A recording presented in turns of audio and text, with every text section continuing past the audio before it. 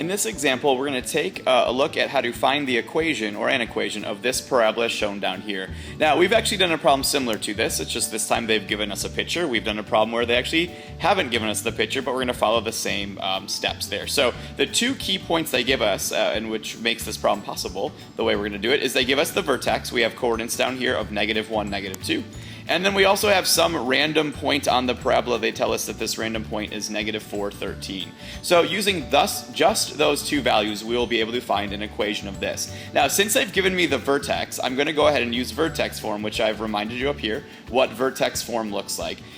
There are a ton of variables in this equation, y, a, h, or x, h, and k. Luckily, we have 4 of those 5 values given to us just sort of like in a sneaky fashion. So here's what we're going to do. They've given me the vertex. Recall from when we use vertex form that the vertex is really an h and a k. Those two values can be plugged into that equation. So let's go ahead and do that first. So I don't know y yet, so I'll start with y equals. I don't know a. I'm never going to know a until I'm done with this question. In my vertex form, or in my parentheses here, I know that for vertex form, I want to do x, and then if I want to get my vertex moved to the left one, to get -1, I need to make sure I do the opposite up here in my parentheses. So I'm going to have an x plus 1. Don't forget the square, that's a common mistake. And then finally, to get that k value, since my vertex was moved down 2 spaces, that k value is just going to be a -2. So there's step 1, getting my vertex plugged in. My next step is going to be to now use my point. That point they give you, which will just be some random point on the parabola, represents an x and a y value. So we have 2 more numbers we can plug into our equation. We know that y is going to be 13. I still don't know a. I'm never going to know a until I'm done with the question. I know x now, though. The x value they gave me was -4. And then I already knew those h and k values, so I'll finish with writing what I have up above. So I've now replaced 4 of my 5 variables with numbers. I should be able to now solve for a. So let's go ahead and do that. Just a couple things. Make sure you absolutely do not distribute that exponent. That's not allowed. Rather, just keep it simple and do what's in the parentheses. -4 plus 1 is -3. Squared and then -2. Next up, I'll do exponents. So -3 times itself. Be careful on that, especially with negatives.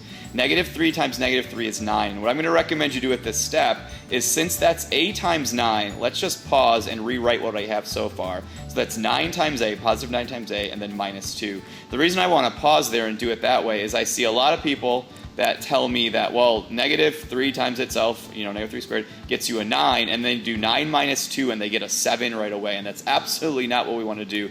When you see it written out this way, you can see why we're not subtracting 9 and 2. They're not like terms. So anyway, to finish this problem and find out what a is, I'm going to add 2 to both sides, so I get 15. Equals 9 times a, and then I divide, and I get a nasty fraction, but whatever, that's fine.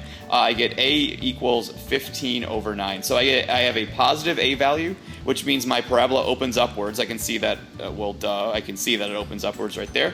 I have enough now to finish this. A lot of people will want to stop there with the problem. I need to make sure I write the equation. I want to finish this question. So luckily I have all the pieces in place now. So I'm going to go back and rewrite my equation. The only 2 variables should be x and y. Everything else should be a number. So basically I'm going to take this a value of 5 over 19 and plug it in right there to finish my problem. So a, or y, equals 15 over 9. That's our a value that we found, times x plus 1, that'll shift our vertex to the left 1 space, and then -2, which will shift my vertex down. So there is an equation of the parabola described or shown to me right there. A very easy way to check this question would be to go enter this into your graphing calculator, go to your table of values, and just make sure that -1, -2 appears in that table. Make sure -4, 13 appears in that table, and you should be good to go.